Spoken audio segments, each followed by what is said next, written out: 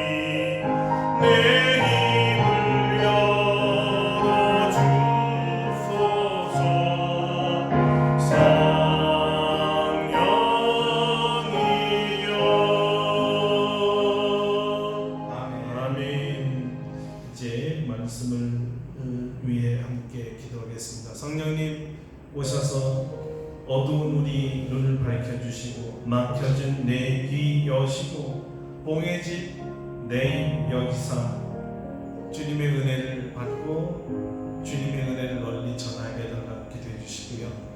오늘도 임하셔서 하나님의 말씀에 깊은 깨달음을 얻도록 성령의 기름 부음이 있도록 함께 통성으로 기도하겠습니다. 성령님 감사합니다.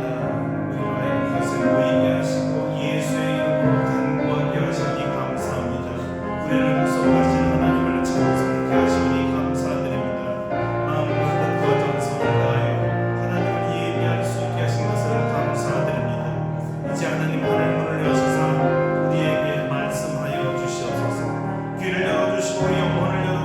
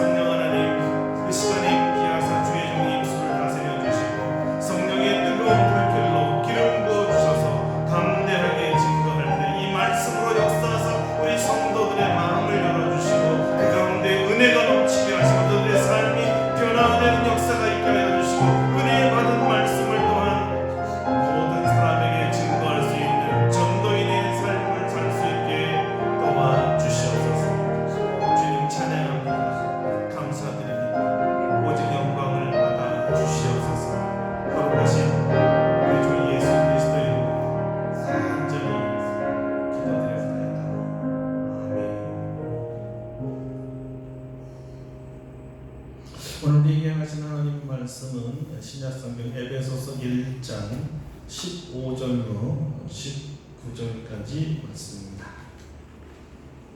에베소서 1장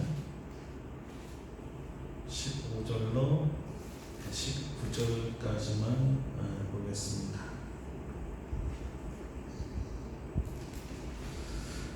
이제 말씀 봉독해 드리겠습니다. 에베소서 1장 15절부터입니다. 이로 말미암아 주 예수 안에서 너희 믿음과 모든 성도를 향한 사랑을 나도 듣고 내가 기도할 때 기억하며 너희로 말미암아 감사하기를 그치지 아니하고 우리 주 예수 그리스도의 하나님 영광의 아버지께서 지혜와 계시의 영을 너희에게 주사 하나님을 알게 하시고 너희 마음의 눈을 밝히사 그의 부르심의 소망이 무엇이며 성도 안에서 그 기업의 영광의 풍성함이 무엇이며 그의 힘의 위력으로 역사하심을 따라 믿는 우리에게 베푸신 능력의 지극히 크심이 어떠한 것을 너희로 알게 하시기를 구하노라. 아멘. 아멘. 할렐루야. 아멘. 이 말씀을 가지고 성도를 향한 사랑의 기도라는 제목으로 말씀을 증거하겠습니다. 지난주 우리는 성령의 인침, 하나님 사랑의 불도장에 대해서 증거했습니다. 불같이 뜨거운 성령이 저와 여러분의 마음에 임하셔서 하나님의 사랑으로 뜨겁게 달구어 준 줄로 믿습니다. 계속 이 사랑의 불덩이가 식어지지 않도록 지속적으로 기도하셔서 성령의 충만함이 지속되기를 바랍니다. 지금까지 에베소서 1장 1절로 14절까지가 하나님에 대한 찬양 또는 찬송이라면 15절로 23절까지는 하나님께 대한 기도입니다. 다시 1절로 14절까지가 에베소 교회 성도를 향한 축복이었다면 15절로 23절까지는 성도를 위한 중보 기도입니다. 찬양과 기도는 뗄래야 뗄 수가 없는 불가분의 관계이며 축복 기도와 중보 기도 또한 쌍둥이와 같이 우리가 늘 함께 드려져야 될 기도입니다. 바울 사도는 복음을 전했던 에베소 교회에 관심을 끊을래야 끊을 수가 없었습니다. 열정을 다해 이 에베소 두라노 성원에서 함께 하나님의 말씀을 가르치느라고 온 밤을 샌 적도 많았습니다. 기적과 표사가 주 예수 그리스도의 이름으로 일어났던 교회이기도 했습니다. 그 당시 얼마나 함께 성도들과 바울이 무릎을 꿇고 기도했는지 하나님의 크신 역사를 함께 체험했던 교회였습니다. 뜨거운 눈물의 기도를 드렸었던 교회죠. 용광로처럼 목회자와 성도들 간에 얼마나 뜨겁게 피차에 사랑했는지 사랑이 넘치는 교회였습니다. 에베소를 떠나는 바울은 에베소에 대한 그리움이 사무쳐 눈시울이 뜨겁게 달아올랐을 거예요. 그런데 반갑게도 그토록 심혈을 기울여 사역했던 에베소 교회에서 하나님에 대한 믿음과 성도 간의 사랑이 뜨겁다는 소식을 전해 들었습니다. 그래서 그들을 생각하며 기도할 때마다 에베소 성도들의 믿음과 사랑을 기억하며 하나님께 감사의 기도를 그치지 않았다는 것이지요. 믿음과 사랑을 기억하며 드리는 감사의 기도가 얼마나 감격적이었을까요? 이런 얘기입니다. 여러분이 전해준 이 복음을 듣고 어떤 사람이 예수를 믿고 그 믿은 그 사람이 하나님의 말씀대로 살아간다, 진리대로 살아간다는 소식을 들었을 때 전해준 사람이 얼마나 기쁠까요? 여러분 중에는 수년 전에 필리핀 쓰레기 마을 파야타스와 톤도 지역에 함께 전도하러 갔던 분이 계실 겁니다. 우리가 전한 복음을 듣고 변화된 어린아이들과 청소년들에 대한 소식을 지금도 듣고 있을 수 있는 분들이 계실 거예요. 그때 그 중에 어떤 아이가 그 쓰레기 마을에서 대학에 들어갔더라, 결혼하여 아이를 낳았더라. 혹시 이런 좋은 소식을 들은 적은 있습니까? 저는 들었습니다. 그 아이 중에 하나가 대학에 들어갔는데 그것도 UP 필리핀 국립대학에 들어갔던 엄청난 소식을 들었어요. 어떻게 좋은지. 이야, 복음이 강하긴 강하구나. 그리스도의 사랑이 세긴 세구나. 사람을 변화시키고 쓰레기 더미에 쓰레기를 줍던 아이를 변화시켜서 대학을 가는 아이로 만들었다는 거예요. 얼마나 마음이 뿌듯했을까요? 우리가 복음을 전하는 어떤 사람이 복음을 듣더니 사람이 변화에 대해서 교회에 대해서 충성스러운 일꾼으로 되었다는 소식을 들었다면 얼마나 우리가 감격스러울까요? 저절로 이렇게 되겠죠? 하나님 감사합니다. 정말 하나님 감사합니다. 그러면서 그들을 위하여 하나님께 감사의 기도를 드리지 않겠습니까? 제가 젊은 시절에 농촌교회에서 전임전도사 시절을 가졌는데요. 거기서 이제 중고등부 아이들 처음에 13명을 지도했어요. 성경도 가르쳤는데 성경만 가르친 게 아니라 농촌에 교육 시설이 아무것도 없고 교육받을 기회가 없으니까 아이들이 그냥 학교 끝나면 농사일 하러 나가요. 그래서 제가 얘네들을 좀 가르쳐야 되겠다 그래서 교회에서 영어와 수학을 가르쳤습니다. 그랬더니 정말 놀랍게 아이들 60명이 교회에 몰려왔어요. 예배드리러가 아니라 공짜로 영어 수학을 배우란 말이지. 한 영혼이라도 이렇게 해서 복음을 접할 수만 있다면 얼마나 좋을까 열심히 가르쳤습니다. 그런데 제가 몇 년 전에 장로회 신학대학, 우리 장로회 신학대학에 설교학을 가르친 적이 있었는데요.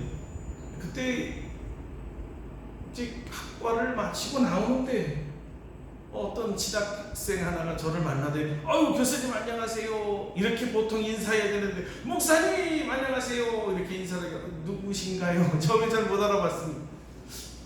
저를 잘 아십니까? 그래. 목사님 저 몰라봐요. 글쎄요 그랬더니 제가 고등학교에 중등부였잖아요. 그러고 보니까 너구나. 얼마나 반가워하는. 근데 어떻게 네가 여기 와 있니?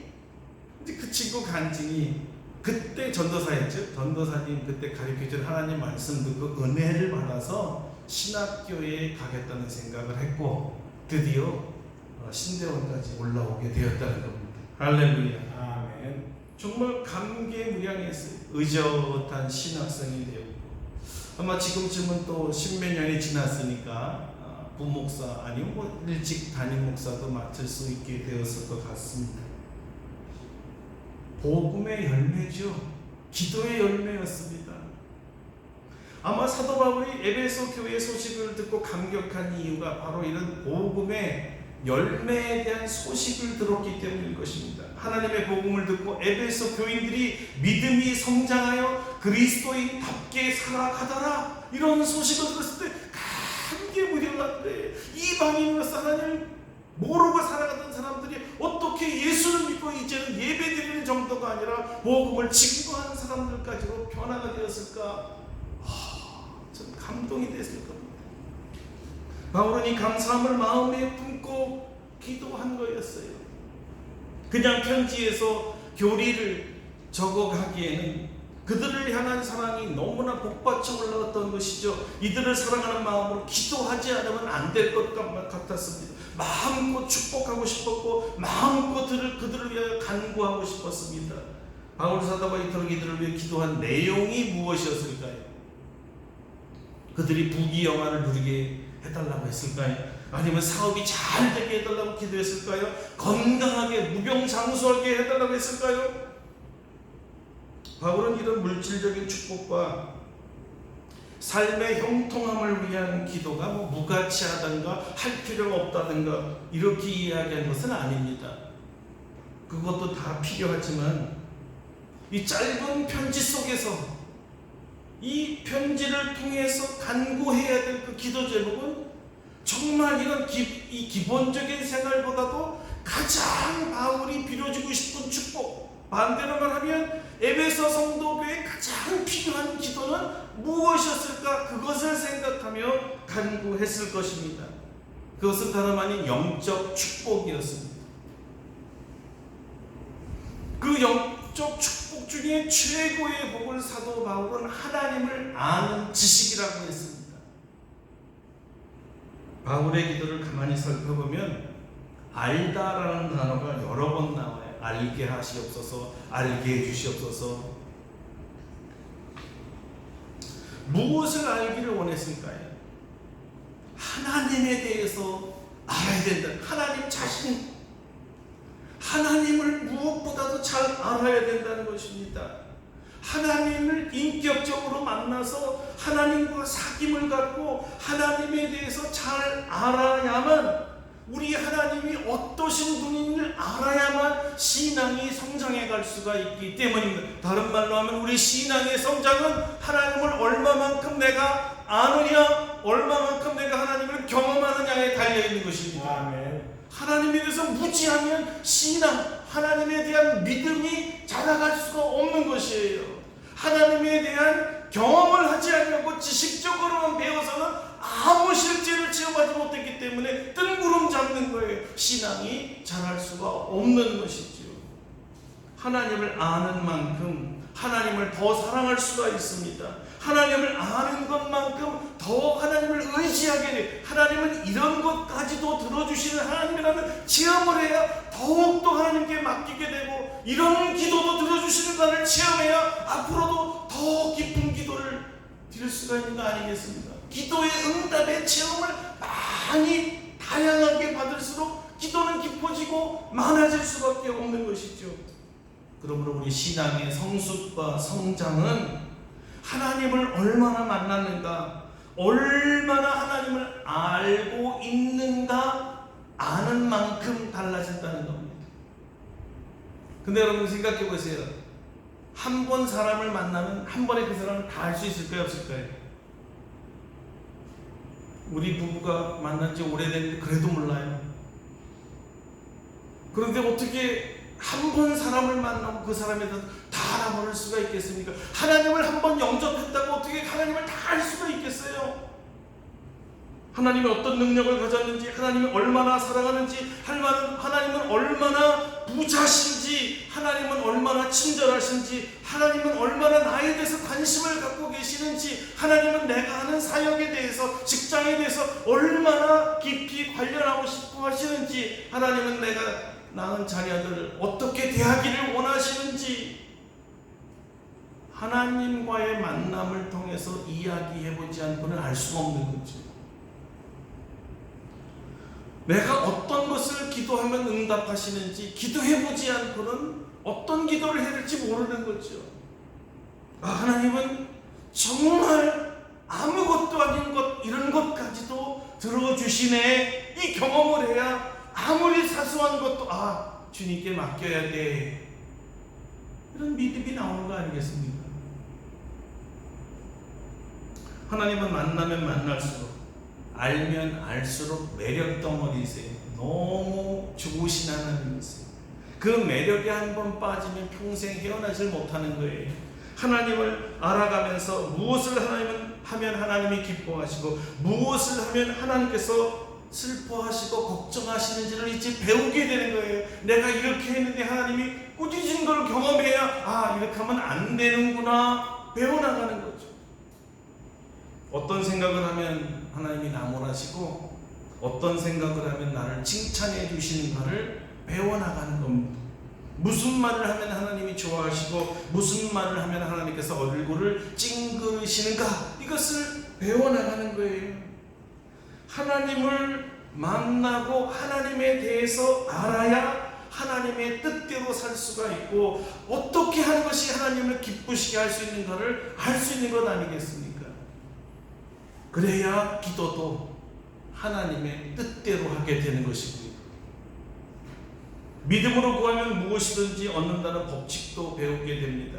우리가 주님 안에, 주님 말씀이 우리 안에 있으면 무엇이든지 원하는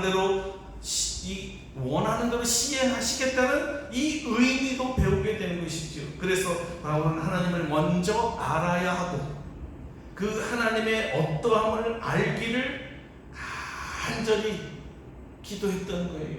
우리 성도들이, 에베소 교회 성도들이 하나님을 더 많이 알게, 더 더 깊게 알게 주여 도와주세요. 하나님을 알아야 이들이 신앙이 자랍니다. 이렇게 기도하는 거예요.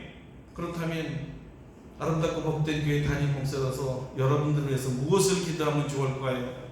많은 기도 제목이 있지만 무엇보다도 먼저 여러분들이 하나님을 더 많이 알기를 축원합니다. 그런데 하나님은 어떻게 알 수 있을까요? 불행하게도 하나님은 우리의 지각으로 다 알 수가 없어요. 하나님을 아는 방법은요, 하나님이 스스로 하나님을 알려주시는 것밖에 없어요. 이것을 바울은 지혜와 계시의 영을 주셔야 하나님을 알 수 있다고 말하는 것입니다. 하나님이 우리에게 자신을 알려주시는 만큼밖에 우리가 모르는 거예요. 알려주시는 것만큼밖에 아는 거지요. 하나님은 누구에게 자신을 알려주실까요? 자기를 알기 원하는 사람이에요. 자기를 알기 원치도 아니하는 사람에게 어떻게 나 여기 있다 나타나봐야 관심도 없으니까 하나님에 대해서 알기를 원하는 사람에게 다 자신을 보여주는 거예요. 어떻게 하나님 알기를 원하는지를 알 수 있을까요? 기도를 통해서. 기도의 내용을 보면 야, 이 친구는 나를 알기를 원한대. 그러니 보여줄 수밖에, 알려줄 수밖에, 나타내줄 수밖에. 어떤 친구는 기도하는데 하나님에 대해서는 일체 관심이 없고 뭐 주세요, 뭐 주세요, 뭐 주세요. 전혀 하나님하고는 관계없는 주세요병에 걸려서 주기만 하니까 하나님은 잘 몰라요. 하나님에 대해서 알릴 기회가 없는 거예요. 시편 기자들은 하나님 알기를 열망했다고 합니다. 하나님의 사슴이 시냇물을 찾기에 갈급함같이 내 영혼이 주를 찾기에 갈급하나이다. 내 영혼이 하나님 곧 살아계시는 하나님을 갈망하나니 내가 어느 때에 나아가서 하나님의 얼굴을 배울까. 사람들이 종일 내게 하는 말이 내 하나님이 어디 있니요 하오니 내 눈물이 주여로 음식이 되었도다. 내가 전에 성의를 지키는 무리와 동행하여 기쁨과 감사의 소리를 내며 그들을 하나님의 집으로 인도하였더니 이제 이 일을 기억하고 내 마음이 상하는도다. 내 영혼아 네가 어찌하여 낙심하며 어찌하여 내 속에서 불안해하는가. 너는 하나님께 소망을 두라. 그가 나타나 도우심으로 말미암아 내가 여전히 찬송하리로다. 아멘.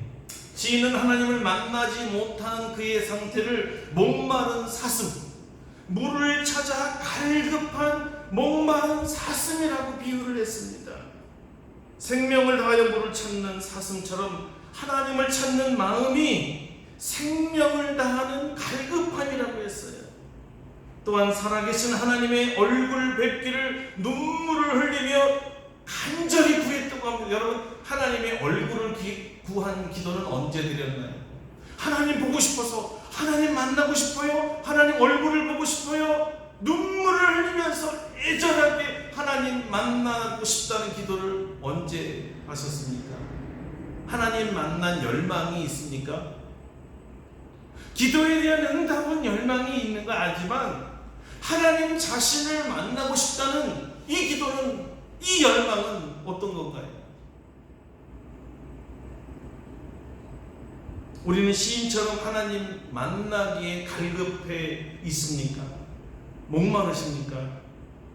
목마른 자를 주님은 찾아오신다는 겁니다. 하나님 만나기를 간절히 찾는 자, 하나님의 얼굴을 진심으로 구하는 자를 하나님은 만나주신다는 거예요. 그에게 지혜와 계시의 영을 내려준다는 거예요. 하나님을 알게 해준다는 거예요. 알고 싶은 사람에게 하나님은 알려주신다. 두 번째, 하나님께서 자신을 알려주시기 위해 지혜와 지식의 영을 주시면 그 결과로 우리 마음의 눈이 밝아집니다. 바울은 우리가 마음의 눈이 밝아지기를 기도했습니다. 저도 여러분과 저의 눈이, 물론 영적 눈입니다, 밝아지기를 기도합니다. 눈이 밝아져서 주님을 보게 된 첫 시간은 엠마오의 두 제자들이었습니다. 3년간 주님을 따라다녔는데 부활하신 주님을 만났을 때 알아보지 못했어요. 왜 그래요? 성경은 뭐라고 합니까? 눈이 어두워서. 바로 앞에 앞에 있는 주님을 알아보지 못했다 이거예요. 주님께서 떡을 떼고 축사한 이후에야 비로소 주님을 알아보게 되었는데 그때 주님은 이미 떠난 상태였지. 지혜와 계시의 영을 부어주지 않으면 우리 영의 눈이 어두워서 비록 주님이 내 앞에 계시고 내 안에 계시는데도 우리는 느낄 수도 없고 볼 수도 없다는 것입니다. 귀가 어두운 사람은 옆에서 불러도 못 알아듣잖아요. 부르지 않은 게 아니잖아요. 하나님께서 우리 이름을 부르면서 얘들아, 귀가 어두운 사람은 못 듣는 거죠. 주님께서 친히 마음의 눈을 밝혀 주실 것입니다. 진리에 대한 깨달음은 하나님의 전적인 은혜입니다. 지혜와 계시의 영을 보내셔서 우리 마음의 눈을 밝혀주시기를 간절히 축원합니다. 그래야 비로소 하나님께서 우리에게 주시고자 하는 뜻과 계획이 무엇인지 알 수 있기 때문입니다. 하나님께서 우리에게 주시고자 하는 뜻과 계획은 무엇일까요? 바울의 기도에 의하면 세 가지입니다. 그 하나가 하나님의 부르심의 소망입니다. 왜 우리를 부르셨을까?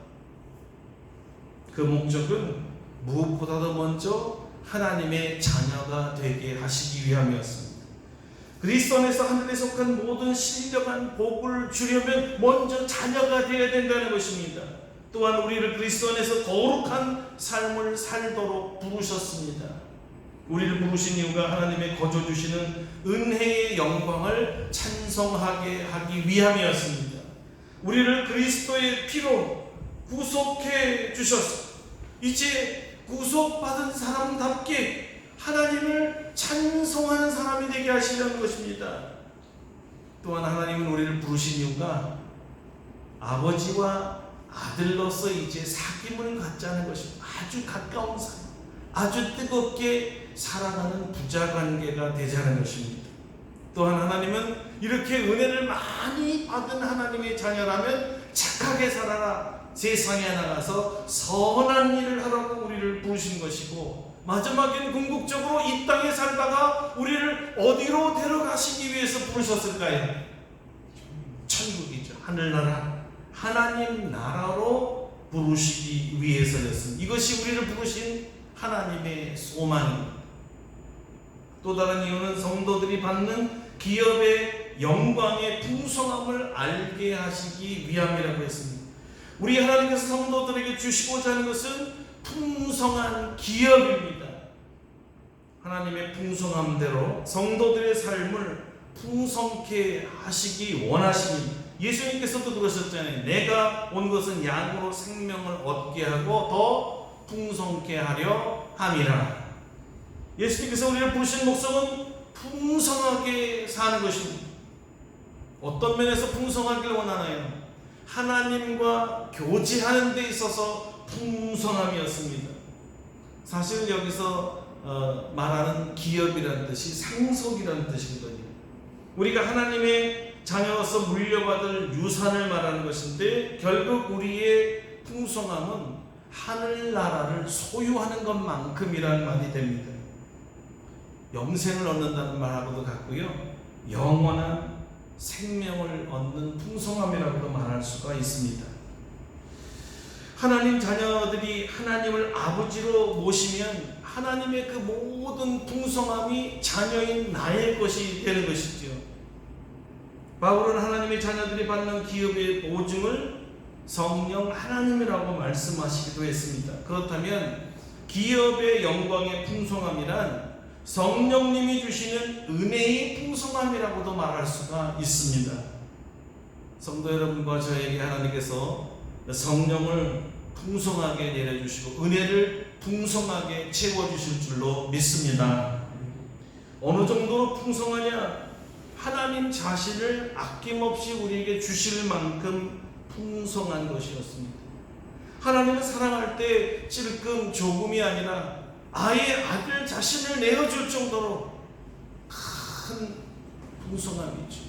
말로 표현할 수 없는 풍성함을 하나님께서 우리에게 주시는 것입니다. 또한 교제의 풍성함은 기도의 풍성함을 말하는 것인데, 제한된 기도, 이런 기도는 듣고 이런 것은 안 되고 여기서는 안 돼, 이런 모든 율법적인 기능이 없어졌어요. 왜? 자녀니까.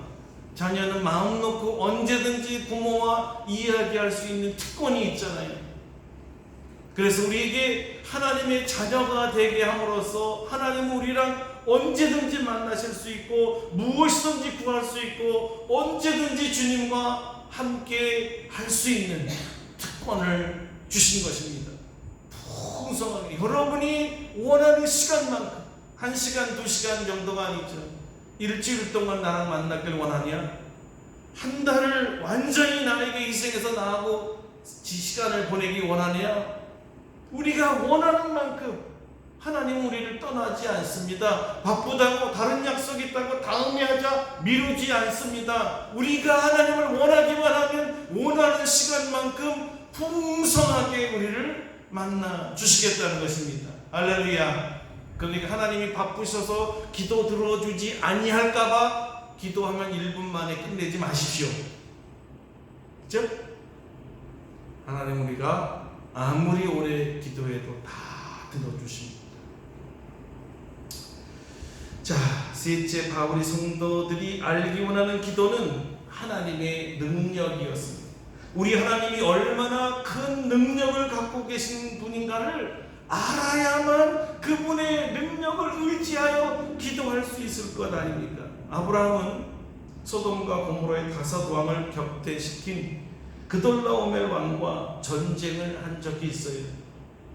그 4왕들과 싸운 아브라함의 군사의 수는 불과 318명밖에 안 됐습니다. 한 집안에서 길러온 318명과 여러 나라의 수만이 되는 군사와 싸웠을 때 누가 이길까요? 싸우거나 마나 아닙니까? 그런데 그때 아브라함이 기도했더니 하나님이 나타나셔서 그 왕들을 다 물리치고 군사들을 물리치고 318명이 승리하게 만들어줬습니다. 그때 아브라함은 배웠습니다. 우리 하나님은 5왕과 5나라의 군사보다 세구나. 야, 우리 하나님이 이 정도로 센 분이셨구나. 이분이 나를 보호하신다는구나. 이분이 함께 해주신다는구나. 이분이 함께 싸워주신다는구나. 그러면 앞으로 어떤 적을 만나도 주님 도와달라고 하면 이분이 이겨주시겠네. 이 체험이요, 아브라함을 믿음의 조상으로 이끌게 했던 사건이었죠.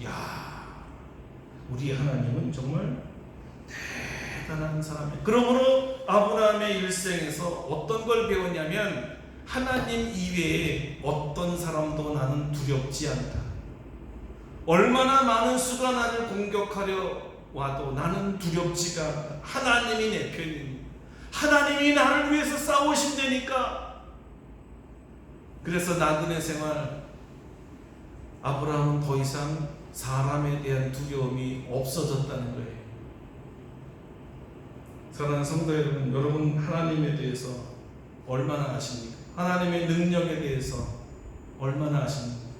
여러분이 하나님의 능력을 경험하고 아는 것만큼 하나님의 능력을 여러분의 삶 속에 불러올 수가 있는 것입니다. 그 하나님을 의지할 수가 있는 것입니다. 그렇게 나를 도와주시는 하나님이라고 알아야 하나님을 의지하고 기도할 수 있지 않겠습니까? 그러므로 사랑하는 성도 여러분, 하나님의 능력을 더 많이 체험하시기를 축원합니다. 아멘. 여러분, 이것이 바울의 간절한 기도였습니다. 하나님과 하나님의 능력을 알아라. 하나님에 대해서, 하나님의 능력에 대해서 아는 만큼 신앙은 성장한다. 하나님을 아는 것만큼 우리는 풍성하게 살 수 있고, 하나님을 아는 것만큼 능력으로 살 수 있다는 것입니다. 할렐루야, 할렐루야. 사랑하는 성도 여러분, 하나님을 더 풍성하게 아시기를 축원합니다. 하나님의 능력을 더 풍성하게 체험하시기를 축원합니다. 우리 함께 기도합시다. 하나님 아버지를 알기 원하며 하나님 아버지의 능력을 알기 원하오니 지혜와 계시의 영을 내게 내려주셔서 하나님을 더욱더 알게 하여 주시고 하나님을 의지함으로 말미암아 승리하게 없어서 다 같이 동성으로 기도하겠습니다. 걸어가시는 하나님께 감사와 찬송을 드립니다. 오늘 바울의 기도는 사랑의 기도였습니다. 바울은 에베소 교인들이 알기를 원하는 것이 있다고 했습니다. 그것은 하나님 자신과 하나님의 능력에 대한 것이었습니다.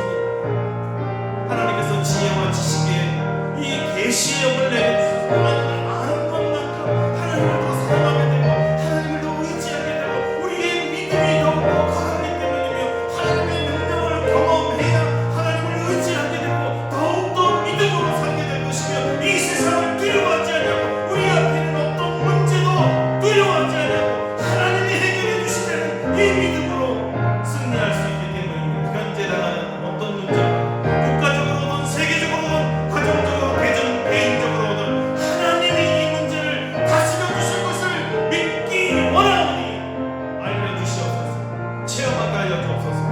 그래서 더욱더 주님을 의지하고 승리하는 신앙생활이 되도록 도와주시옵소서. 거룩하신 주님을 찬양하며 감사드릴 때 예수님의 이름으로 감사드립니다.